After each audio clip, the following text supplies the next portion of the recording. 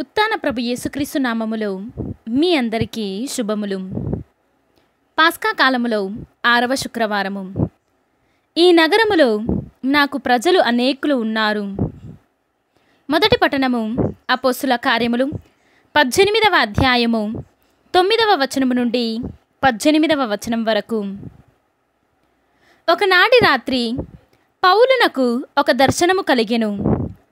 ఆ దర్శనములో ప్రభువు, నీవు భయపడవలదు, నీవు ఇంకను దేవుని వాక్కును బోధించుచునే ఉండుము, ఆ పనిని ఆపకుము, ఏలయన నేను నీతో ఉన్నాను, కావున నీకు ఎవరును హాని చెయ్యలేరు.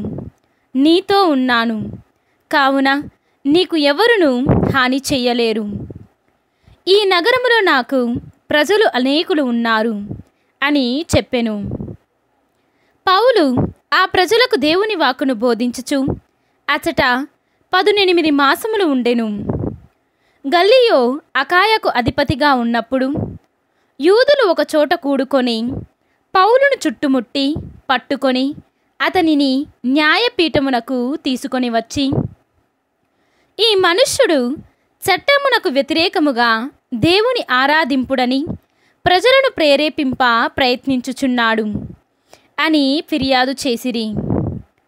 పౌలు అప్పుడు మాట్లాడబోచుండగా గల్లియో యూదులతో, అది ఏదైనా దోషము గాని ఘోరమైన నేరము గాని అయిన ఎడల యూదులను మీరు చెప్పు దానిని విని నేను మీతో సహనము వహించుట న్యాయమే.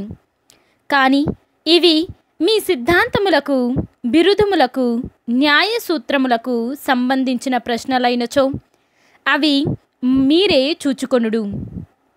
అట్టి విషయములలో నేను జోక్యము కలిగించుకొనను అని పలికి వారిని న్యాయస్థానము నుండి గెంటివేసెను. అప్పుడు వారు వెంటనే ప్రార్థనా మందిరపు అధికారియగు సోస్థానీసును పట్టుకొని ఆ న్యాయస్థానము ముందే కట్టిరి. కానీ గల్లియో దానిని లక్ష్య పెట్టలేదు. పౌలు మరికొంత కాలము కొరింథులో గడిపిన పిదప అతడి సోదరులను వీడ్కొని ప్రిసిల్లా, అక్విలాలతో ఓడనెక్కి సిరియాకు పయనించెను. ప్రయాణమునకు ముందు కెంక్రేయాలో చేసుకున్న మొక్కుబడి ప్రకారము తలక్షవరము చేయించుకొనెను. ఇది ప్రభువు వాక్కు. సర్వేశ్వరునికి వందనములు. భక్తి కీర్తన.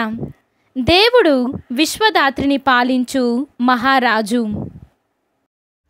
ఈనాటి సువిశేషము పునీత యోహాను గారు రాసిన సువిశేషము 16వ అధ్యాయము 20వ వచనము నుండి 23వ వచనము వరకు. మీరు శోకించి విలపింతురు, కానీ లోకము సంతోషించును. మీరు దుఃఖింతురు, కానీ మీ దుఃఖము సంతోషముగా మారును అని మీతో నిశ్చయముగా చెప్పుచున్నాను. స్త్రీ ప్రసవించు గడియ వచ్చినప్పుడు ఆమె ప్రసవ వేదన పడును, కానీ బిడ్డను కనినప్పుడు లోకమున బిడ్డ పుట్టెను అను సంతోషముతో తన బాధను మరచిపోవును. అట్లే మీరు ఇప్పుడు దుఃఖముతో ఉన్నారు, కానీ నేను మిమ్ము మరలా చూచెదను, అప్పుడు మీరు సంతోషింతురు.